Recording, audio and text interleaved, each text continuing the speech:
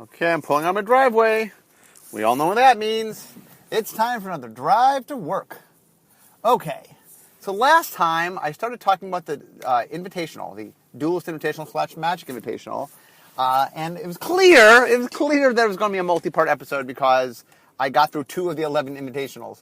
And then I said I was going to spread this out and do them over a bunch of time, and that is true, but I decided to do one more just to sort of... I had a few things I wanted to say. I realized I missed a few things last time. So I'm going to do one more episode, a little more invitational stuff, and then the rest of it I will do later on. But I'm fickle. What can I say?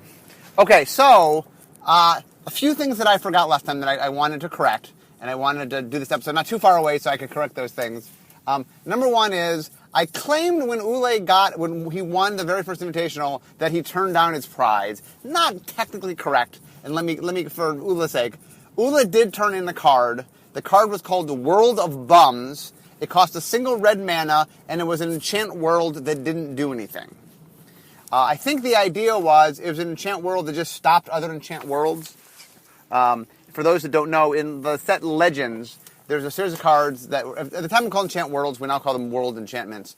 And the way it worked was, when you played a world enchantment, it would remove any other world enchantments from play. The flavor was you were traveling, you were taking your combat to a new plane. You were fighting in a new place. And so when you shifted the battle, well, now you're in this new place and not in the old place. The problem was, by the time he had turned that in, we had decided not to do them anymore. So having a mechanic that does nothing except something we don't support, so essentially it was like, World of Bums was like, do nothing, and the only thing it did, we didn't do anymore. So I went back to Ula and I asked him to make another card. I think he made one more, which essentially was another joke card. And I'm like, look, if you're not going to treat it seriously, and then he sort of said, yeah, and he didn't turn anything in. So he did not respect the prize when he won it. That is true. But he didn't simply just not give me a card. He kind of gave me a joke card. And when I tried to get a real card out of him, I couldn't really get a real card out of him. But later on, years later, he came back and said, okay, I did not. This was something that was more valuable than I understood. I now have much more respect for, and I would like his card, and so we made it for him. Okay, so we talked about Hong Kong. We talked about Rio. So the next year, the European offices said, okay, our turn, we want to host the Magic Invitational. And they suggested Barcelona. Sounded good. I'd never been to Barcelona, and so it sounded like it'd be a fun trip. In fact, I think this was my first trip to Spain. I've since been to Barcelona a couple times for the Invitational. And I've signed up for the Invitational for the Pro Tour, but that was my very first time, was for the Invitational. So let's try to set the stage here. So, but at this point, the after a few years, the Invitational started getting a sort of a format to how it worked. It was now, other than the first year, we got into the groove of, it was 5 formats, 3 rounds each, 3 constructed, 2 limited. And we started having, you got invited because you did certain things you want, each winner of the Pro Tour would get invited, and the World Champ got invited, and, the top ranked player from each region got invited. So we started having a more set system for how we invited people. Now, so let me have a little behind the scenes, because there's an ongoing story that I want to tell while I tell this, and I didn't really get to it last time because the story doesn't really pick up to right before Barcelona. So, what happened was, I was very gung-ho in making this event. It started as a way to promote the Duelist. But really, I just thought it'd be really cool to have an all-star game, and I just saw an opportunity to make an all-star game. The problem was, behind the scenes, a lot of people just saw this as kind of Mark throwing a party for his friends. Because I was very friendly. I went to all the Pro Tours at the time. I knew all the pro players. I was on good terms with them. And a lot of people internally didn't quite get, what we were trying to do. Instead of seeing it as the All-Star Game, which is what we were doing, they saw it as some, I don't know, they saw it as some, literally they would refer to it as, Mark's party. I was just like, hey, I want to have a party in some exotic location, and I'll just have some people come. And anyway, there was a lot of negativity within the company in that they saw it not as an important thing, but kind of as a frivolous thing. And so I was told after Rio, but before Barcelona, that the Invitational was being canceled. And I said, but we've already scheduled for Barcelona. We've announced it. We've told people about it. I think people were invited at that point. And so I said, okay. We'll have Barcelona, but that's it. After Barcelona, there's no more Invitational. Dun, dun, dun. Well, obviously, since there were 8 more. We'll get to that. So that's one of the ongoing stories is behind the scenes that the Invitation struggled a lot. As you will see, it was a little tournament that was constantly on the move, trying to stay alive. So anyway, what happened is Barcelona got announced, so I got permission to do Barcelona, and Barcelona was still the Duelist Invitational, and in fact I think it's the last Duelist Invitational. The next one will be a Magic Invitational. We'll get to that story in a minute. So in Barcelona, the interesting story was, the finals of Barcelona was Mike Long versus Sturla Bingen. Sturla, I think, is from Norway. He's Scandinavian. I hope I'm not picking in the wrong place. And Mike Long, famous for being Mike Long, I guess. Mike had been in the finals of the very first Invitational, but this was his second finals. As is always the case. So, by the way, what happened in Barcelona was that there was a Grand Prix. What started happening was all the Invitationals were held in conjunction with the Grand Prix. And so there was a Grand Prix in Barcelona. We had the event. The funny thing about the event was that there were a lot of things we were trying to do. We always were trying to do different things. Like one of the things I think that Barcelona did was there was a pre-release.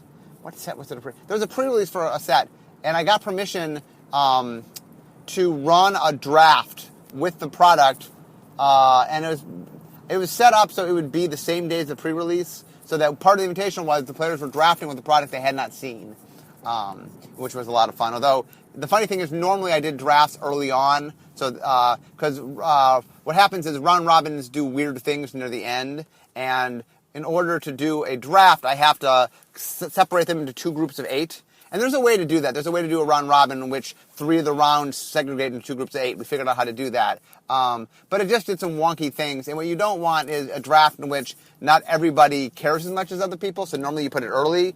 But in order to get permission to do it, I had to do it on the day of the pre-release, which was the 3rd day of the tournament. So we actually, the first thing on the 3rd day, we did the draft. It wasn't the last event, but it was the second last event. And it did these quirky things. So one of the funny stories is Mike Long ends up in the same pod as Sturla Bingen. And he recognized the fact that Sturla was one of the people in contention for the top 2. And so, and he realized that Randy Buehler, who was sitting to his left, was going to most likely play Sturla. In fact, no, he knew for sure he was going to play Sturla because Randy, within our pot of 8, there's only 3 people that Randy had not yet played. So he knew for a fact that he was going to play Sturla. So what Mike did is he fed a crazy strong deck to Randy, so that Randy could beat Sturla. Anyway, and one of the things about Mike, by the way, for all the negative things people want to say about Mike, he was very, very smart and a very, very good player. One of the sad things about the fact that he had some shady qualities was I think he just could have won straight up. He was an amazing deck builder. I watched him play plenty. He was a very strong player. He tried to use everything to his advantage, and some of those things are less sportsmanlike than others, but the actual play value, his actual play skill was very, very good. I know people love to diminish him and want to say, like, oh, well, he couldn't have won if. The sad thing is he could have won if. He was actually a really good player. So, the finals of, actually I think that was Barcelona. One of the things that started happening, and I think this might have happened in Rio, but for sure it happened in Barcelona is, so I explained that I did something called the duplicate sealed, where every player got the exact same card pool. So one of the things I started doing was I started making my own cards. So I think what I did in Rio was they were all existing Magic cards, but I changed their cost. I think what I did in Rio was that they were all cards you knew, but not at the cost you knew. And then I think in Barcelona I did something similar where I added some, I think they were existing cards, but I made some new cards just for the event. So not only were there existing cards, but some of the things you were trying to figure out were cards you'd never played with before. And in fact, I believe this is where I first did the mix and match I would later do in Future Sight. So what I thought at the time was we thought we weren't going to repeat mechanics, or if we did, we wouldn't repeat two mechanics at once. And so I made a bunch of cards that took two different mechanics from Magic's past and intertwined them, thinking, oh, we'll never make that card, so that I wasn't making cards that we later would want to make. And so one of the funny stories is that Randy Buehler did not do very well at the tournament. In fact, the only thing he 3-0'd was the one round where Mike fed him in the draft. And one of the reasons I later came to realize is that what made Randy such an awesome player was he put in the time and energy to understand everything. That he would play and play and play and play and do his homework. And that the Invitational was all about these wacky, crazy formats that it was kind of hard to do your homework. You've never experienced this before. And some of it, like the duplicate sealed, Randy couldn't practice for it. Until he got here, he couldn't see what I did.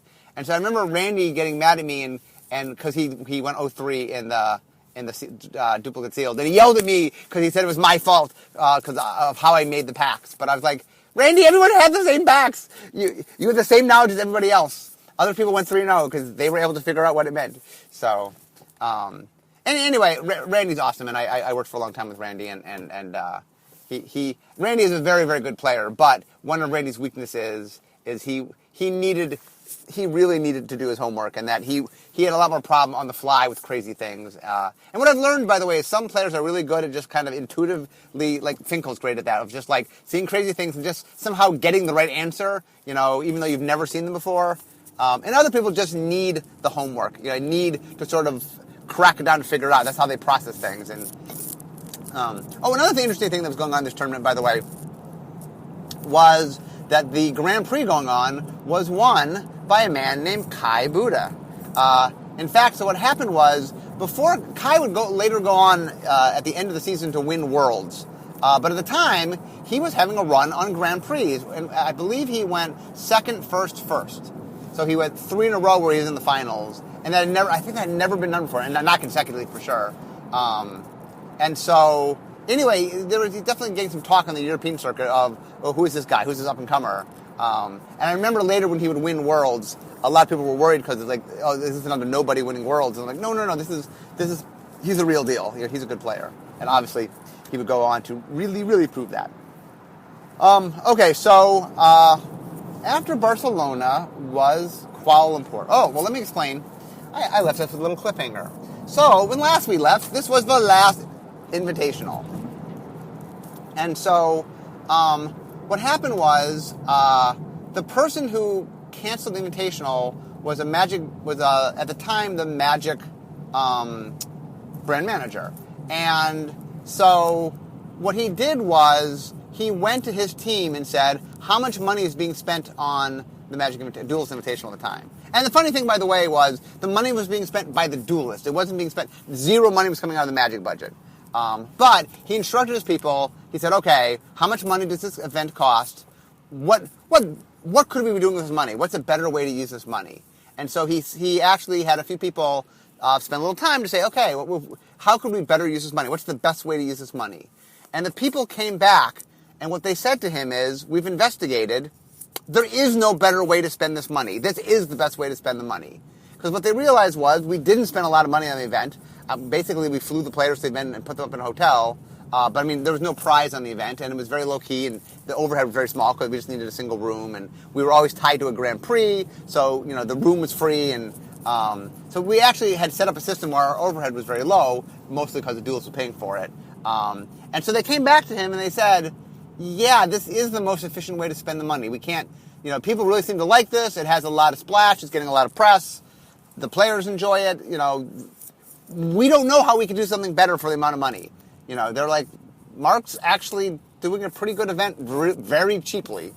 And so the brand manager said, he called me in the office. He goes, okay.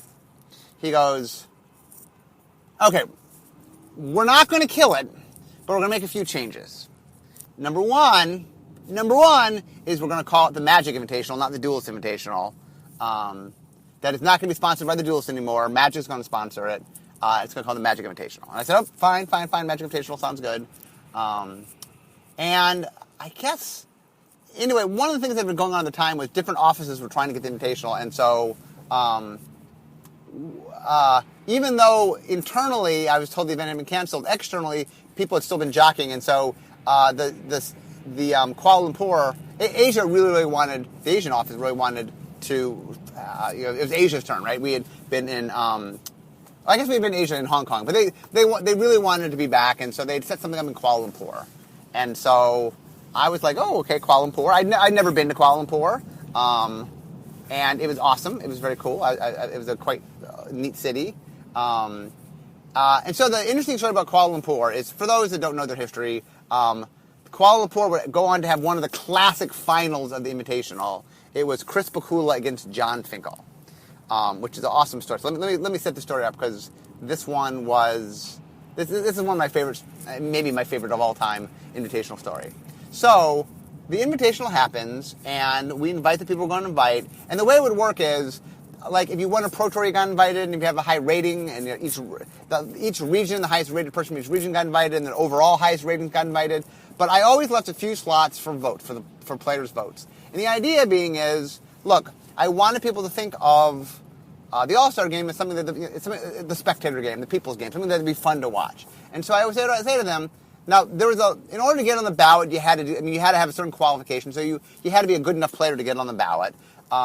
But we had a ballot, and then people got to vote on the ballot.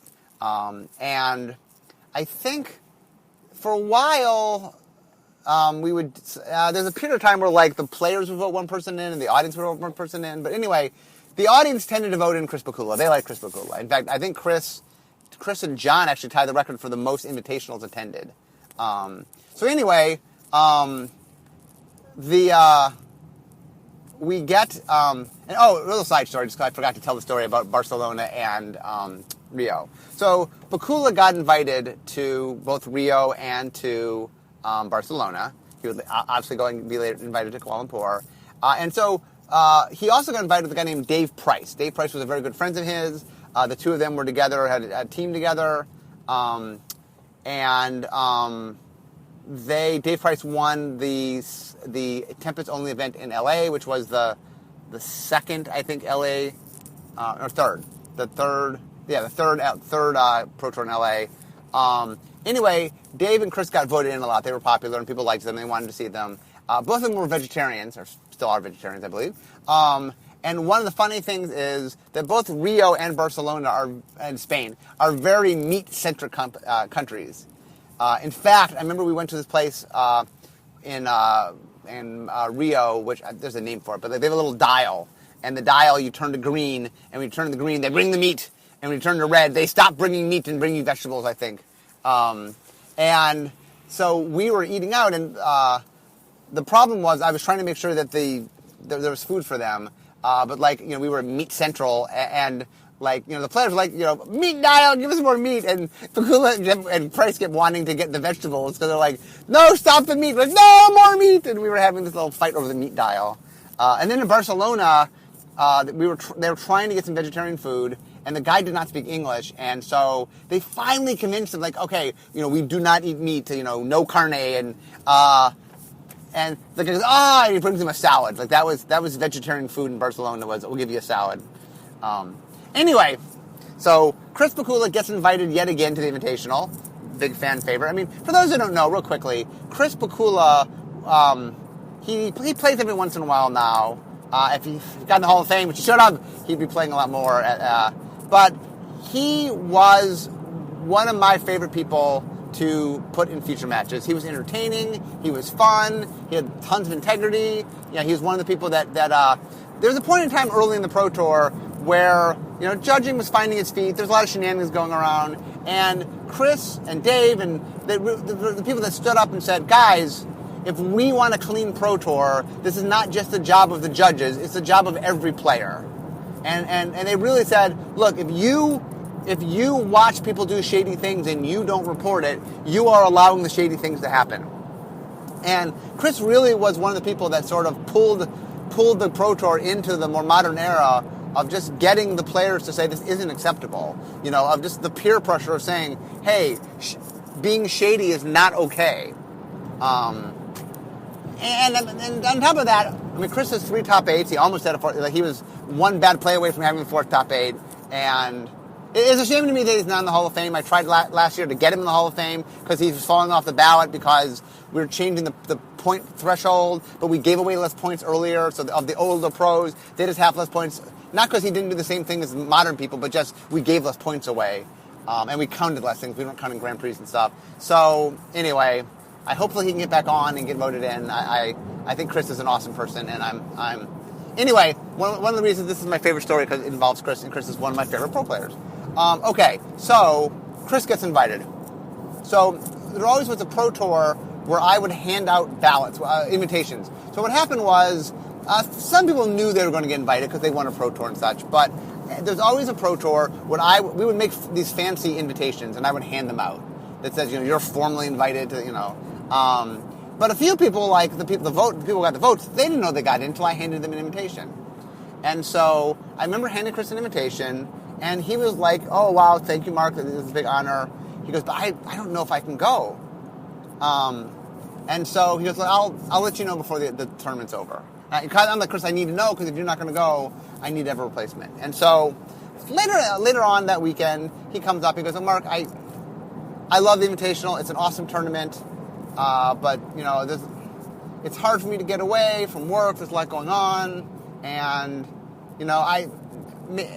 I'm not sure how best to use my time. Maybe I should just be using this to take off for pro tours. And, I've been to a lot of Invitationals. Maybe I should let someone else go. And I said, no, Chris, the people want you to go. You got voted in. I think this is a great opportunity. I think you'll be sad if you don't go. And I basically talked him into going. Like, he officially had turned me down. He officially said no, he wasn't going. And I talked to him, and I convinced him to change his mind. And so he came to Kuala Lumpur. And the funny thing was, I don't think he had done a lot of prep work. But one of the things that we tend to do, the Invitational, was I front-loaded a lot of the limited stuff to give the people time to get adjusted and to get their decks together. So I think what happened was day one was like duplicates sealed. Oh no, day one was probably a draft. Usually we did a draft. I did drafts on day one. So day one was probably a draft and maybe like standard, something that which I knew they had decks already. It was one of the three constructed formats was usually just here's a format that people play, a normal format. So at the end of day one, I believe Chris was 6-0, and Chris was like, I could do this. Because one of the things about invitations you have to understand was it's a round robin. And so in order to get to the top 2, you don't need to do nearly as well as in a normal Swiss in the sense that you can be much lower down.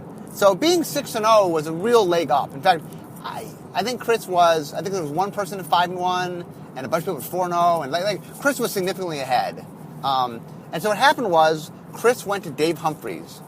Dave is another person who currently is in the Hall of Fame. He was with Your Move Games, and he was part of that team. He the very first team event, he, along with Darwin Castle and Rob Doherty, both of which are also in the Hall of Fame, won the team tournament. Dave now works. He's now the development manager. He's in charge of all of the developers at Wizards. Anyway, this was Dave's, I think, one Invitational that he went to. Anyway, Dave was at the Invitational, and Dave is a deck builder, a very good deck builder. And Dave had done his homework. Dave actually had prepared for the event. Like I said last time, not everybody prepared for the event every time. Some of them saw it as just kind of something fun and didn't put a lot of energy ahead of time. So a few players, though, did, and Dave had.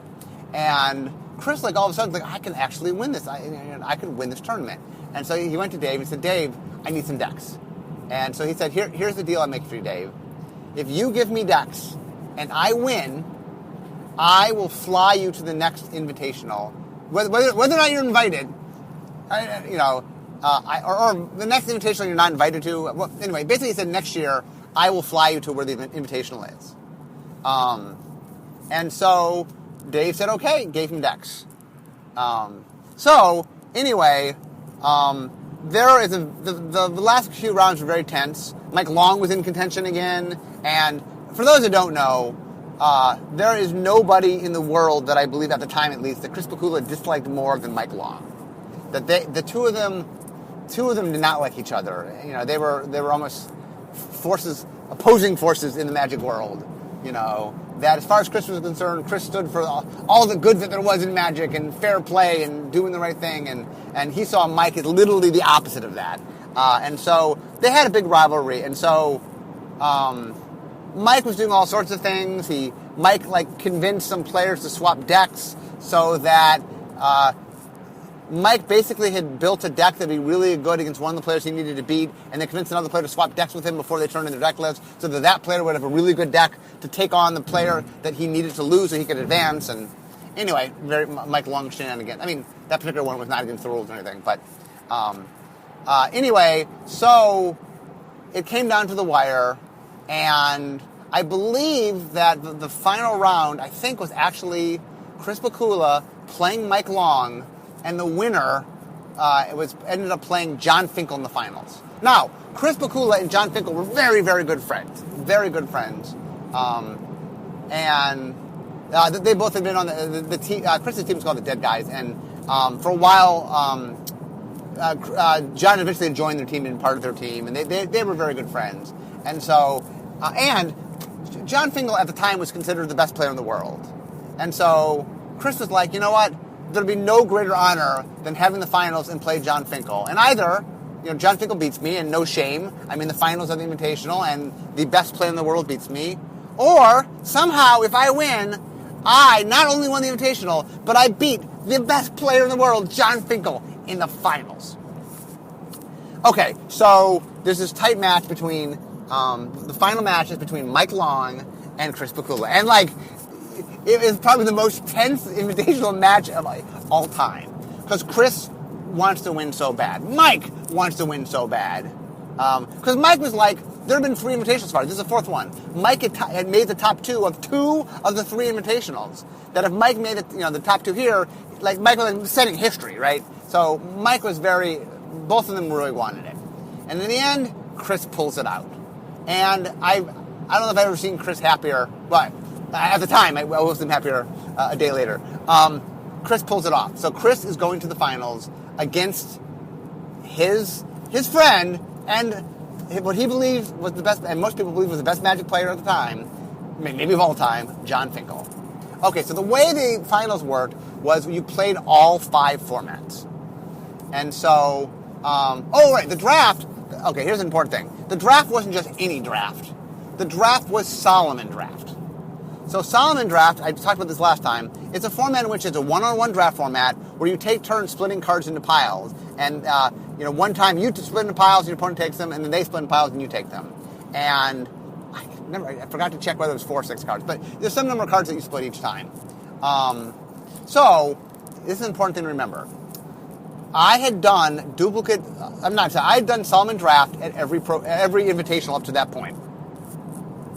Chris was 0 for 9. He had never, or 0 for 8, I guess it was 2 rounds in the first one. He had never won a match of the format.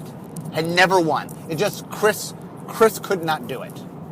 And John was amazing at it. John might have been undefeated at it. John was really good, because a lot of what the format about is just on the fly understanding, and the value of cards is constantly changing, and understand how you value them versus how your opponent values them, and reading your opponent so you figure out what they'll take and not take and what you want. And the key to Solomon is to make things that are slightly unfair but kind of force your opponent to take the slightly worse because they have to, or it's a little bit better for them, but they're giving you what's better for you. And anyway, Finkel was great at it. Okay, so here was before him is Chris had to play 5 formats, one of which he had never won. So essentially, that format, throwaway. John was amazing at it. Chris couldn't beat him. So if he threw that format away, there were four matches to be played. Chris had to win 3 of the 4. So Chris and I were talking the night before, because one of the things with Invitationals, we stretched things out. So we had the finals on its own day. And we were at dinner that night, and I was talking with Chris, and he goes, I'm not sure how I'm going to do this. He goes, I can't win Solomon. And he figured out that of the 4 matches remaining, he thought he was a dog in 3 of the 4. He thought he had an advantage in 1 matchup, and that in the other 4 matchups, he didn't expect to win. But he was excited, and he was like, you know what? he worked with Humphreys to figure out sideboarding things. And so Chris did his homework. He's like, you know what? I'm going to do my all. I'm going to do the best I can. And so the very first format, I think, was Solomon Draft. Chris loses, as expected, obviously. Then the next format, I forget what the next format was, but Chris wins it. He's 1-1. Okay. Chris is like, okay. And he won a format that he didn't think he could win. I think that it was... so then, the next format is the one that Chris thinks he can win. And he... Oh, no, was that right? Oh, I'm sorry. The second one was the one he thought he can win. So he goes 1-1. He's now won the one he thinks he can win. He has 3 formats left that he doesn't think he's going to win. He plays the next format. I believe Finkel wins that one. So 2-1. He's down 2-1. Chris is rallying. Like, okay. Plays the next format. He wins. Like, he shocks everybody. He just gets a hand. Finkel gets a bad hand. Whatever. He wins it. So it's down to the final format. And Chris had said that he didn't think the final format was to his advantage, but he's like, okay, look, I'm in the finals of Invitational. I'm going to win this. And Chris was just a man on fire that day. Chris, like, one of the things I talk about is sometimes when you are in events that you can just tell there's someone who's almost destined to win the event. Just they're in the zone, like everything goes their way, and just like they're just making perfect plays, and somehow they're just there. And for this tournament, Chris was just in the zone. This was Chris's tournament. And I even said to him that I said, Chris, I'm watching you. I go, John's a great player, but I think you're in the zone. I think that this is your tournament to win. As you can tell, I was one of Chris's cheerleaders. I mean, not as head judge. I was being careful not to. I was just trying to encourage him to have a good finals because I believe that if he went in with a positive attitude, that he had a real chance. Anyway, the finals happens. It's tense. I think Finkel won game 1 and Chris won game 2, so it's down to a final game. And Chris pulls it out. He wins. And I think my memory was the final game was actually a close game, and like the biggest fist pump you've ever seen. Like Chris is so excited. So Chris had turned in a card that he called the Meddler was his card, and his card was a creature where you could name a spell. And then you could sacrifice the creature to counter the named spell. And so the idea was essentially like, when you put him into play, he became an answer to a particular card. And I think in Chris's version, there's a little bit of mana you had to pay to activate him. So we were working on it. Now, Chris turned it in as a blue card. This card ended up going into Invasion, which was a multicolored set.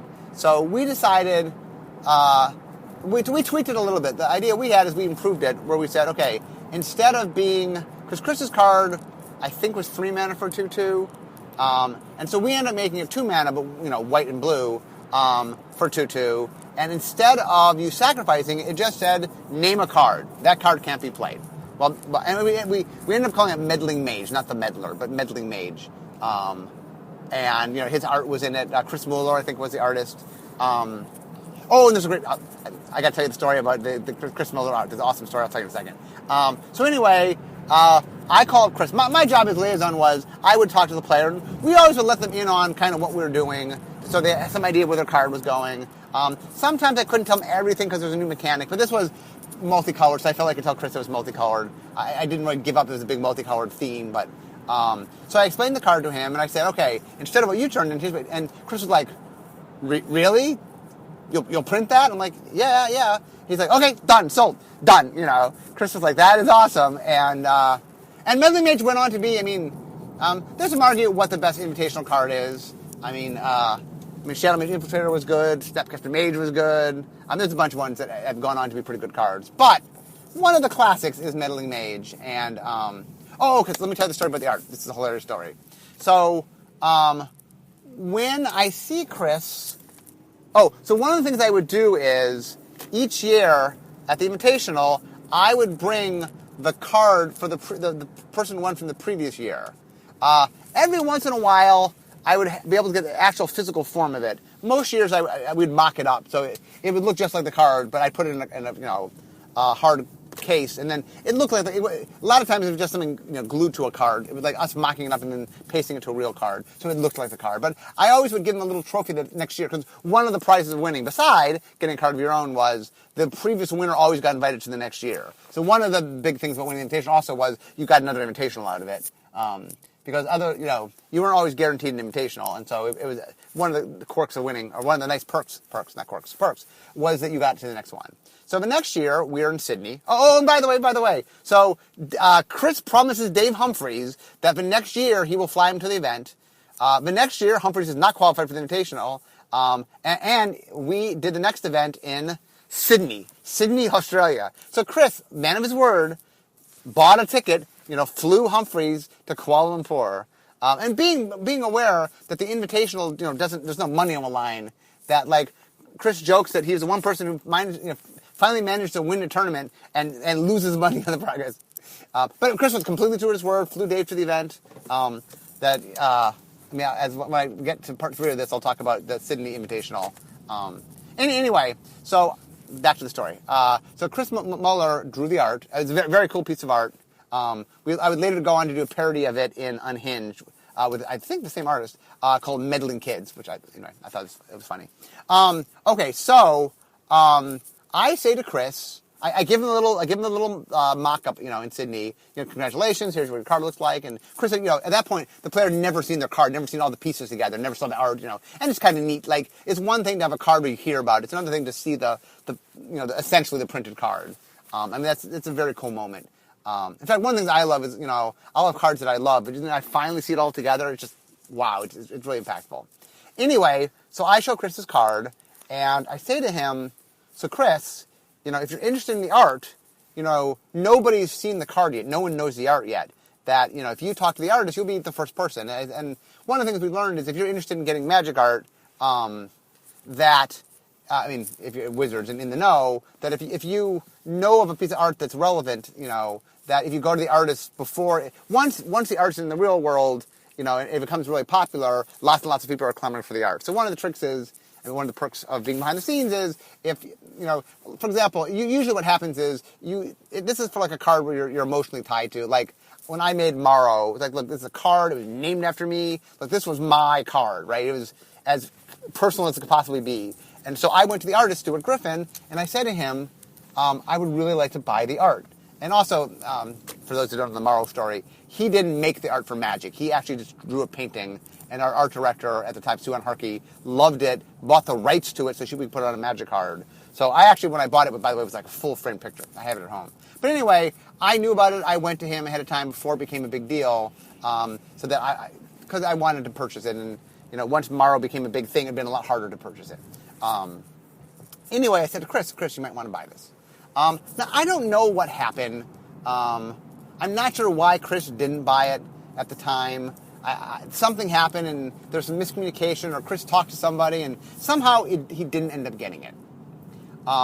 So years go by, and Chris is always kind of sad that he never bought the art. Like I said, the card really went on to mean a lot to him. It was kind of, when the dust settled, that I think Chris considered this Invitational win to be his shining moment in Magic. He had some top 8s and he did some cool things, but this was, he won the event. It was the All-Star game. He beat the best player in the history of the game to do it, and his good friend, and it just was a momentous thing. And this card also went on to his really amazing card, and obviously people connected to Chris, and so he really wanted the art, but he had missed the opportunity, and someone else had bought the art. So finally Chris says, you know what? I'm going to figure out who has the art. I'm going to get the art. I want to get the art. And so, no. Sorry, I'm telling the story incorrectly. What happened was Chris didn't know where the art was. He searched for it. He couldn't find it. And one day, he gets a call from Mike Long. Remember, the history of Mike Long is the two of them did not get along. So what happened was, somewhere along the line, Mike Long stumbled upon the art. He somehow found the person that owned the art and bought it from him. And he called up Chris, in true Mike Long fashion. He's like, hey, Chris, you know what? I have the art for Meddling Mage. Would you like it? And he charged Chris a good price for it. He definitely made some money off it. But This is very Mike Long. Like, I know Chris wants it, so I'm going to acquire it to make sure Chris could have it. But I'm going to make some money in the process. That's very Mike Long. But I mean, to Mike Long's credit, like, he actually knew Chris wanted it. He did make sure that Chris could have it. I mean, he went to Chris. One could quibble on all the ethics of it, but I do know in his heart of hearts that Mike wanted Chris to have it. And that anyway, it's fun. Chris now owns the Art to Meddling Mage, and I'm happy.